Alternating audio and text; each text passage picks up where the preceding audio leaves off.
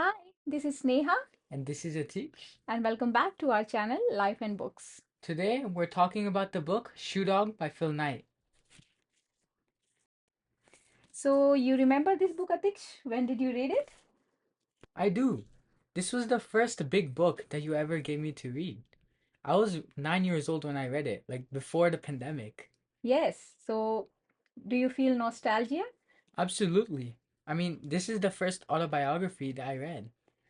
Now that you have read this book again Mm. and you are a little wiser, did you learn something new from the book? This book isn't just about how Nike became Nike, it's about fear, identity, risk, chasing something that doesn't even fully exist yet. A memoir that's messy, raw, and refreshingly honest. Hmm. Not the typical polished CEO success story, and that's why it's powerful. Phil Knight wasn't born thinking, I will build a global sneaker empire. He just had a crazy idea, what he called his crazy idea, to sell running shoes from Japan. And I love that. His journey started with curiosity, not with confidence. He did not know if it would work. He just felt pulled towards it. Exactly. It wasn't a grand business plan. He literally went on a world trip, came home, and started importing shoes from Onitsuka in Japan. There is a beautiful lesson there that you don't need to have all the answers to start. Sometimes your calling starts with a question, not a declaration. Yeah, as a teenager, that really hits. We're expected to have it all figured out, but Knight didn't. He just followed what excited him. Let's talk about fear because Phil Knight lived with fear, financial fear, legal fear, fear of failure. It was like the company died 100 times.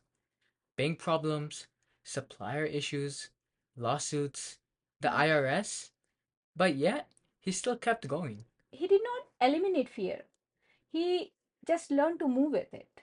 And that's such a real lesson. Yeah. One thing that got me was when he said, life is growth. You grow or you die. And that comfort, it's the enemy of progress. That's a profound truth. Most people choose stability, but Phil Knight chased movement, even when it was uncomfortable, unclear, and lonely. That makes me wonder, maybe success isn't about being fearless, but rather it's about choosing your fear. Yes, choose the fear that helps you grow. Another thing that surprised me is that Nike wasn't built by business geniuses. It was built by weird, passionate, stubborn people who loved the product. Exactly. Phil's team was full of misfits, an overweight track coach, a quirky accountant, obsessive salesman, not polished MBAs. They believed in the idea. They had heart. It reminded me that building something great isn't about having the perfect people. It's about having real commitment. And loyalty, the kind of grit, I have got your back kind of loyalty. Something rare today in a world full of quick quits. Also, the way he talks about Coach Bowerman, Mhm. not just as a mentor, but as a guy who literally experimented with sneakers using a waffle iron. That part was hilarious and inspiring. It shows that innovation doesn't always come from labs, it can come from the kitchen, a track field, or a garage. But the book isn't all glory. Knight is very honest about the personal cost. His family suffered. His sons barely saw him. That's where the book shifts from the motivational to meditative. He does not hide the price of ambition, he actually questions it. Yeah, it's like he got everything he dreamed of, but wondered what he missed on the way. Yeah, And that's the lesson I think every dreamer needs to hear. Mm. Define success for yourself because success without meaning is just a noise. Or, like he says in his book, when you're seeing only the problems, you're not seeing clearly. He realized the real win wasn't the money, but the fight itself. So, Atish, let's distill it down. What's your key takeaways from Shoe Dog? Honestly, three big things. First, you don't need to know it all to begin. Second, fear is a part of the deal. Move forwards anyways.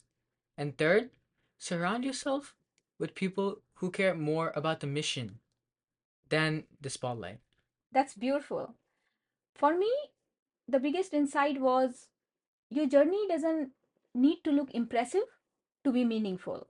Hmm. Phil's journey was chaotic, full of detours, full of uncertainty, but it was his truth. Hmm. Also, I think teens should read this book because it's not just about business. Mhm. It's about becoming. It's about how not waiting until you're ready to live your story. Exactly. As the Nike slogan, just do it.